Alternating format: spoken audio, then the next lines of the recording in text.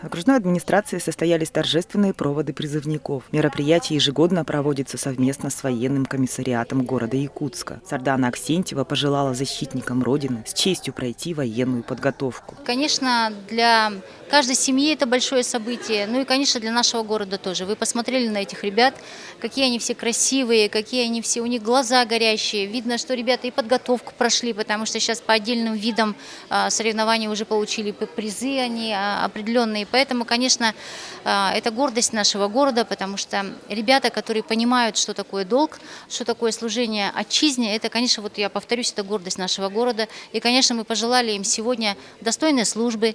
Тем более я сказала о том, что призыв это для нас особенный. Они уходят накануне в армию служить, накануне празднования Великой Победы. И в следующем году как раз вернутся домой в год 75-летия Великой Победы.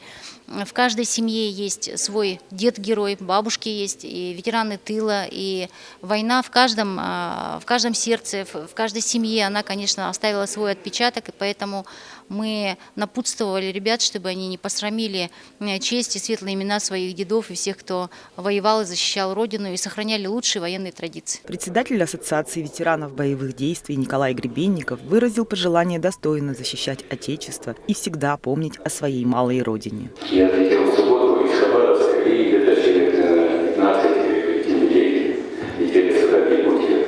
Они довольные, счастливые, такие стройные. Я хочу вам пожелать, чтобы вы через год так же самое прилетели в Якутск. Знаете, что вас здесь ждут специалистами. Если будете, имеете желание продолжать службу, то желаю, чтобы дослужили до таких вагонов, как у меня. В этот день призывники получили благословение от иеромонаха Якутской епархии Фадея и памятные сувениры от окружной администрации Якутска. А юноармейский батальон ДСААФ выступил перед призывниками с рассказом об истории возникновения Якутской национальной военной школы и ее героических выпускниках. Акция называется «Солдаты Туймады». Военно-историческая акция, посвященная защитникам города Якутска, кто был призван с города.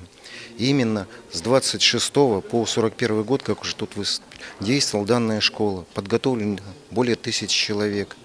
Вот это знамя, которое внесли, оно 60 лет лежало в запасниках. Мы потратили 10 лет, чтобы его найти. Задача ДСА в настоящее время – подготовка защитников Отечества. Призывники из Якутии будут служить в частях различных родов войск. Флот, ВДВ, инженерные войска. В основном новобранцы едут служить в Восточный военный округ, во Владивосток, на Камчатку, Сахалин, в Улан-Удэ и другие города. Светлана Табалаева, Спиридон Лопатин, Якутск ТВ.